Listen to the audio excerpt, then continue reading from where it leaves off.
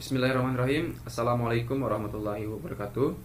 Kami dari kelompok 5 yang terdiri dari Sultan Inur Rafsanjani, Lara Fardia Putri, Hustriasa Niswatun ingin mempresentasikan hasil dari kelompok kami yang berjudul penggunaan huruf kapital, huruf miring, kata ulang, dan bentuk ulang. Materi ini seperti yang dijelaskan dalam judulnya akan terdiri dari beberapa bagian, yaitu huruf kapital, huruf miring, kata ulang, dan bentuk ulang. Assalamualaikum warahmatullahi wabarakatuh. Perkenalkan, nama saya Hustriasa Niswatun dengan NIM 210106105. Saya akan menjelaskan materi tentang penggunaan huruf kapital. Huruf kapital, pengertian huruf kapital. Huruf kapital disebut juga huruf besar. Huruf kapital adalah huruf yang berukuran dan berbentuk khusus lebih besar dari huruf biasa. Biasanya digunakan sebagai huruf pertama dari kata pertama dalam kalimat, huruf pertama nama diri, dan sebagainya. Menurut KBBI, huruf kapital atau huruf besar adalah huruf yang berukuran dan berbentuk khusus, lebih besar daripada huruf biasa. Biasanya digunakan sebagai huruf pertama dari kata pertama dalam kalimat, huruf pertama, nama diri, dan lain sebagainya seperti A, B, C, D, E. Pedoman umum ejaan bahasa Indonesia yang disempurnakan. Adapun penggunaan huruf kapital serta contohnya. Huruf kapital dipakai sebagai huruf pertama, kata pada awal kalimat. Contohnya, dia menangis. Apa yang dia kerjakan?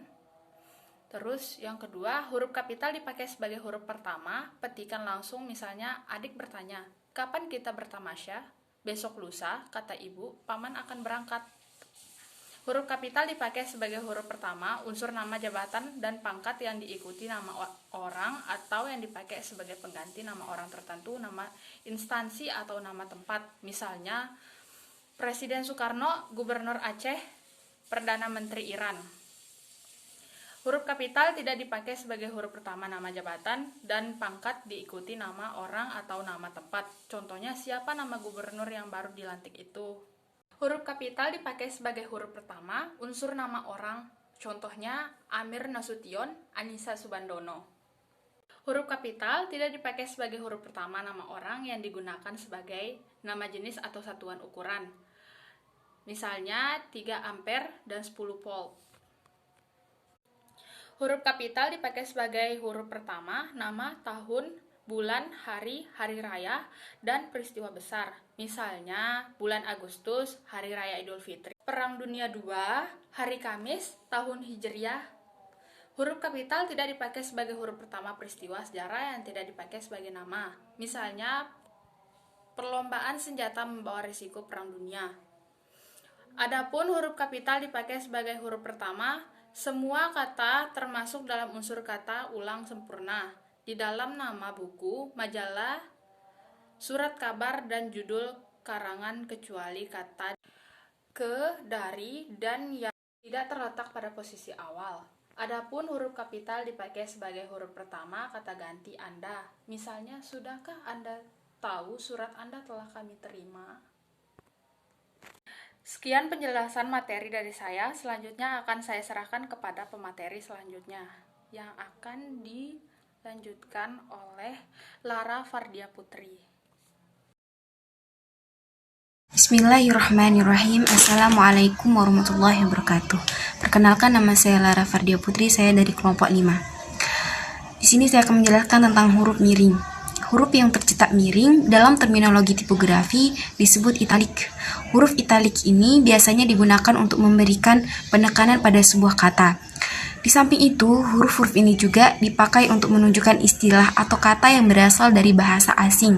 Dalam hal ini, huruf bercetak miring pada umumnya dipakai pada pengutipan judul buku, nama koran, dan atau media pers. Selain itu, huruf miring juga biasa digunakan untuk menegaskan kata atau bagian tertentu dalam kalimat atau penulisan kata-kata yang bukan merupakan bahasa Indonesia, seperti istilah bahasa Inggris dan bahasa daerah.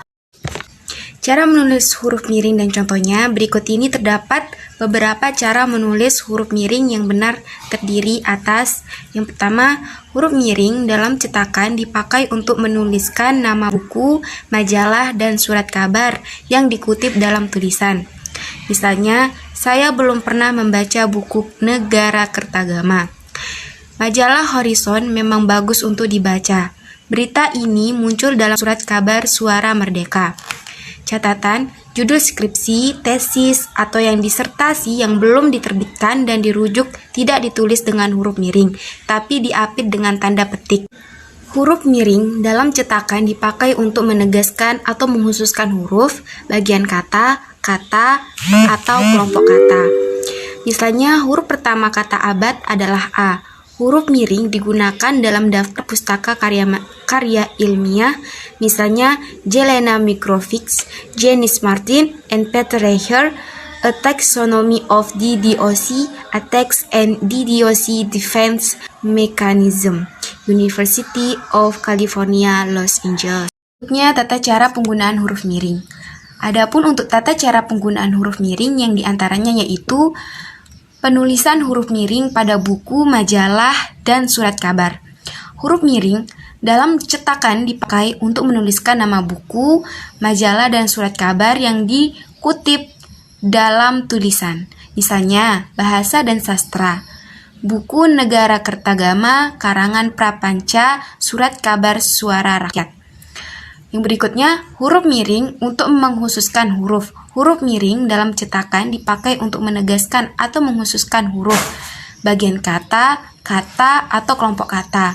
Misalnya, huruf pertama kata abad adalah A. Dia bukan menipu, tetapi ditipu. Bab ini tidak membicarakan penulisan huruf kapital. Buatlah kalimat dengan berlepas tangan. Huruf miring untuk penulisan nama ilmiah. Huruf miring dalam cetakan dipakai untuk menulis nama ilmiah atau ungkapan asing, kecuali yang telah disesuaikan ejaannya. Misalnya, nama ilmiah buah manggis ialah Sharcinia mangostama. Politik divide et impera pernah merajalela di negeri ini. Weltanschauung antara lain diterjemahkan menjadi pandangan dunia, tetapi negara itu telah mengalami 4 kali kudeta. Huruf miring digunakan untuk menulis nama Latin pada karya ilmiah. Misalnya, Antigonon adalah nama ilmiah bunga air mata pengantin. Indonesia pernah mengalami kerja paksa pada zaman Jepang. Romusa semut termasuk kelompok serangga yang merupakan anggota keluarga dari Arthropoda. Makanan yang mengandung glutamat tidak baik untuk kesehatan. Huruf miring digunakan untuk memberikan pertanda sebuah kalimat. Misalnya, istilah ekonomi berasal dari bahasa Yunani, yaitu oikos yang berarti rumah tangga atau keluarga, dan nomos yang berarti peraturan atau hukum. Huruf A, I, U, E, O merupakan huruf vokal, sedangkan B, C, D, F, G, dan lainnya merupakan huruf konsonan. Kata Pancasila berasal dari bahasa Sanskerta yang terdiri dari 2 kata, yaitu panca yang berarti 5 dan sila yang berarti prinsip atau dasar atau asas. Bunga desa, baik hati, rendah diri, lapang dada merupakan beberapa contoh dari kata majemuk. Baik, di sini saya akan menjelaskan tentang materi kata ulang dan bentuk ulang. Kata ulang merupakan hasil dari suatu proses yang disebut dengan proses reduplikasi. Menurut Kamus Besar Bahasa Indonesia, reduplikasi berarti proses atau perulangan kata atau unsur kata, seperti kata rumah, tetamu, bolak-balik, dan lain sebagainya. Sedangkan kata ulang adalah kata yang terjadi sebagai hasil dari reduplikasi. Menurut Rohmadi, reduplikasi adalah perulangan bentuk atas suatu bentuk dasar, kemudian bentuk baru sebagai hasil perulangan bentuk dasar tersebut lazim disebut dengan kata ulang. Kemudian, macam-macam kata ulang. Kata ulang terdiri dari 2 jenis. Yang pertama berdasarkan bentuk, kemudian yang kedua adalah berdasarkan makna. Dilihat dari segi bentuknya, kata ulang ini dibagi lagi menjadi 4 golongan. Yang pertama adalah dui langga atau utuh, yang kemudian ada yang kedua dui purwa atau sebagian, yang ketiga kata ulang berimbuhan atau afiksasi, dan yang keempat adalah kata ulang berbunyi atau variasi fonem. Kata ulang berubah bunyi atau variasi fonem. Yang pertama adalah dui langga atau utuh. Dui langga atau utuh bentuk pengulangan atas seluruh bentuk dasar tanpa variasi fonem dan afiksasi disebut dengan dui langga. Contohnya, seperti ibu-ibu menjadi seperti ibu, contohnya seperti ibu menjadi ibu-ibu, kemudian tontonan menjadi tontonan-tontonan, sahabat menjadi sahabat-sahabat, pertunjukan menjadi pertunjukan-pertunjukan. Kemudian yang kedua adalah dwi purwa atau sebagian.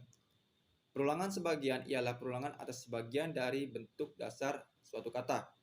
Dalam hal ini, bentuk dasar tidak diulang seluruhnya, melainkan hanya diulangi sebagian saja. Contohnya, laki menjadi lelaki, bukan laki-laki. Berlari menjadi berlari-lari. Kemudian yang ketiga adalah kata ulang, perimbuhan atau afiksasi.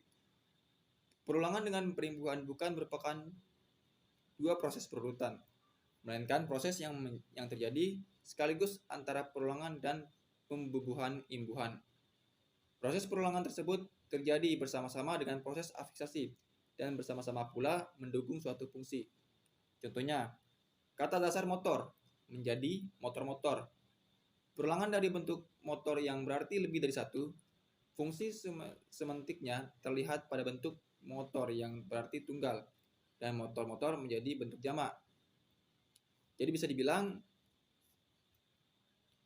dibilang kata ulang merimbuhan atau afiksasi ini merubah jumlah dari satu kata, seperti yang saya jelaskan tadi, motor menjadi motor-motor, sepeda menjadi sepeda-sepeda. Kemudian yang keempat adalah kata ulang berubah bunyi atau variasi fonem. Perulangan dengan variasi fonem atau perulangan dengan perubahan bunyi adalah perulangan yang terjadi dengan cara mengulang bentuk dasar disertai dengan perubahan bunyi pada salah satu suku. Contohnya seperti serba-serbi, gerak-gerik, dan lain sebagainya. Kata ulang merubah makna. Rohmadi memaparkan bahwa kata ulang memiliki arti masing-masing. Kemudian arti ini bisa dipelajari dengan contoh-contoh yang akan saya bacakan sebagai berikut. Pertama, menyatakan bermacam-macam.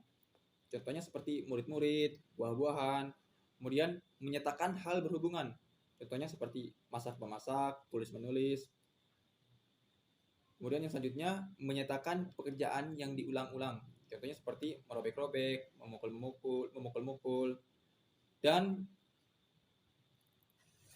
menyatakan pekerjaan berbalas. Contohnya bantu-membantu, bahu-membahu, bersalam-salam, dan lain sebagainya.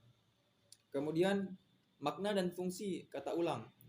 Sebagai salah satu bentuk proses morfologis, proses reduplikasi atau pengulangan tidak berfungsi mengubah golongan jenis kata.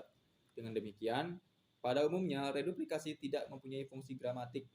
Jika ada, maka bentuk-bentuk ulang yang mengandung fungsi gramatik hanya terbatas pada beberapa bentuk tertentu saja. Seperti contohnya di bawah ini, perulangan mengubah kata kerja menjadi kata benda. Kemudian perulangan mengubah kata sifat menjadi kata keterangan. Kemudian perulangan mengubah bentuk tunggal menjadi jamak, yang seperti saya jelaskan tadi. Kemudian perulangan menyatakan intensitas atau penguatan makna. Kemudian yang selanjutnya adalah bentuk ulang. Menurut Kamus Besar Bahasa Indonesia, bentuk ulang adalah bentuk yang mengalami perulangan seperti sia-sia, laba-laba, kupu-kupu. Kemudian, Pedoman Umum Ejaan Bahasa Indonesia atau PUEBI memberi petunjuk bentuk ulang ditulis dengan menggunakan tanda strip. Kemudian di antara unsur-unsurnya, misalnya anak-anak tadi, anak-anak, biri-biri, lauk pauk, sayur mayur, ada tanda strip di tengah-tengahnya. Mungkin itu saja yang bisa saya jelaskan, kurang lebihnya mohon maaf. Wassalamualaikum warahmatullahi wabarakatuh.